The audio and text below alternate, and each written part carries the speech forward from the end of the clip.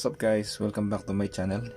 So for today video, ipapakita ko sa inyo kung paano mag-install ng Gomexus power knob sa Shimano Sahara.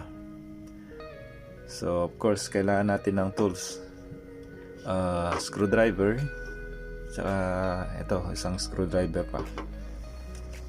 So di ako sure kung magpipit yung screwdriver dito, medyo malaki to, so may extra ako dito, maliliit. Ayan, kaya dito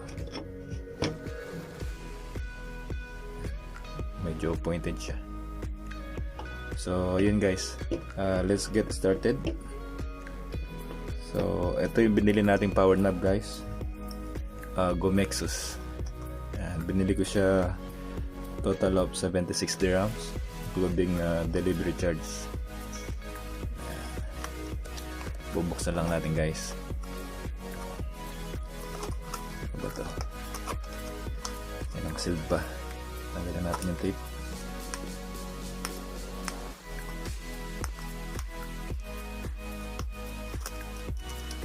Yun.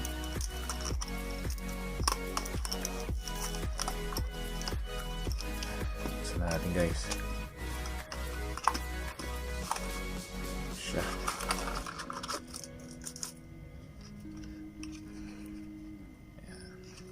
Ganda. Tapos ang nasa loob ng box, of course, manual. Yan. Ang guide niya. Tapos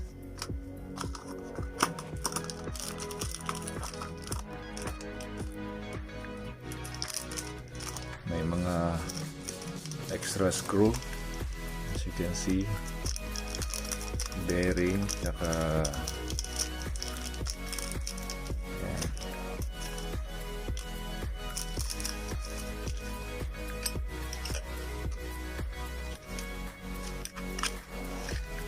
Ito yung power knob na binili natin guys.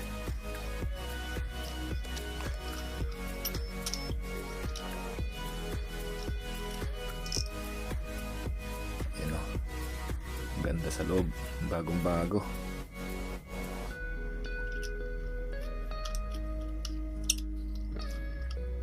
Tatabi muna natin ito guys. So ngayon, next step, tatanggalin natin yung original na knob sa Shimano Sahara. So ayun siya, nakikita nyo, as you can see, may dalawa siyang screw na maliit. So screw natin guys. Ito, tingin ko medyo malaki ito eh. Gagamitin natin tong medyo maliit.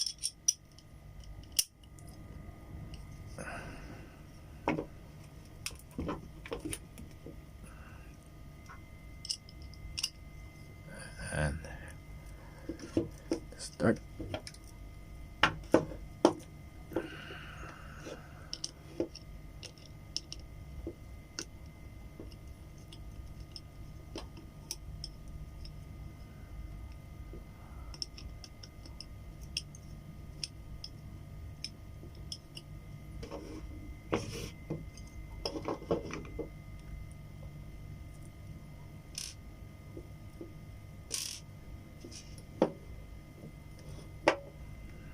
Tapos tatanggalin lang natin siguro to guys. Ano matanggalin to? Yun, ganun lang kadali. So yun guys, may another screw pa doon sa loob. So ito yung gagamitin natin.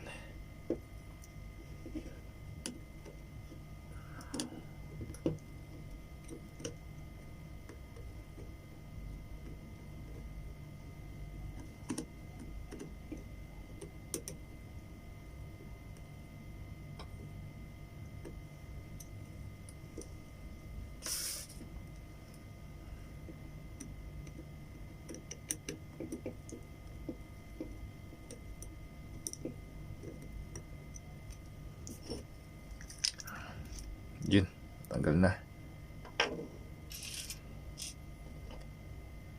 Tatabi lang natin ito.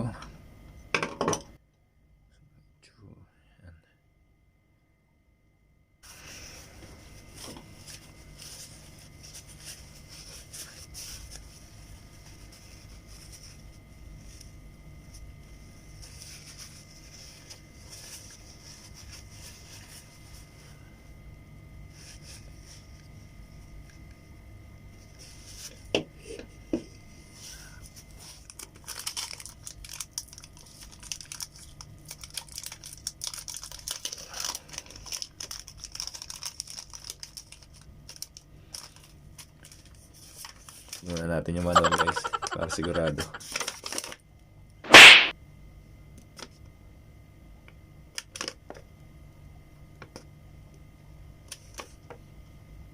So maglagay tayo ng isang washer guys. Ayan. Tsaka yung next yung bearing. Washer muna.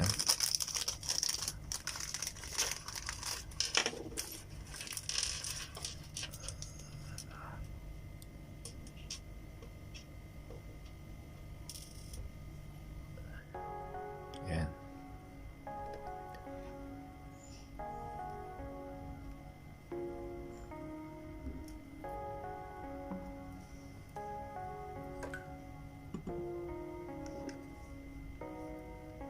Tapos yung bearing na. Yun.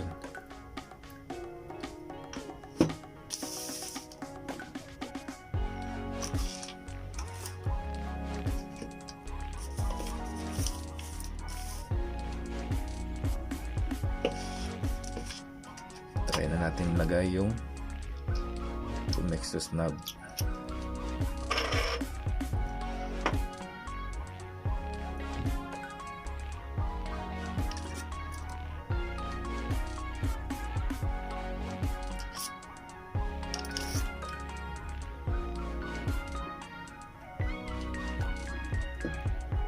Then lalagyan pa natin ng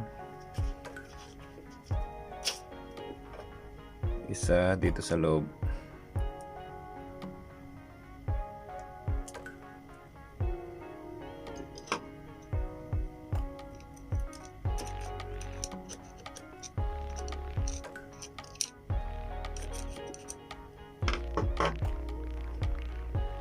Siya.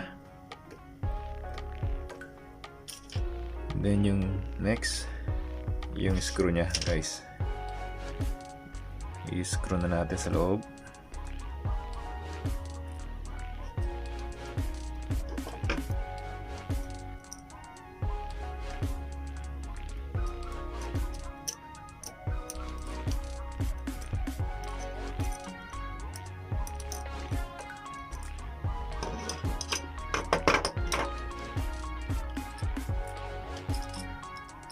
Ginagawa mo.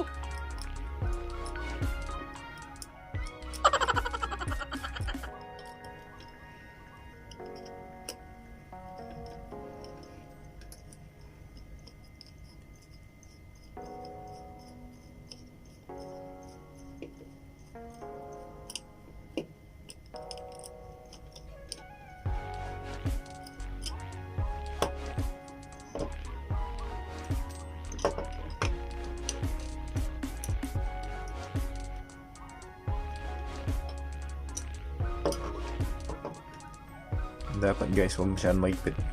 Gaya niya, katulad yan. Hindi siya nag-i-spin. So luwagan lang natin ng konti.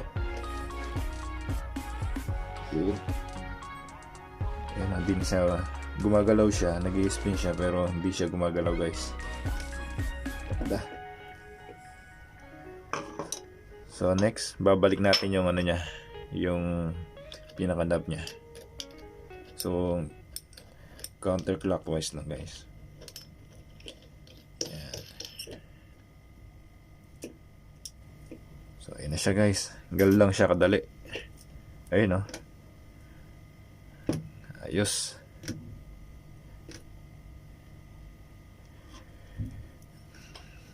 Okay naman din siya sa kulay ng aking reel, kasi ito na lang din yung available kasi. So itong kulay na to. So ayun guys, ayan napaka smooth, ganda sa kamay. Yan. So ayun guys, sana may natutunan kayo sa video na to kung paano paglagay ng Gomexus power knob sa Shimano Sahara 4000 series. Actually ito fitted din sa Shimano Sedona. Yan. So yun guys, salamat and God bless you all.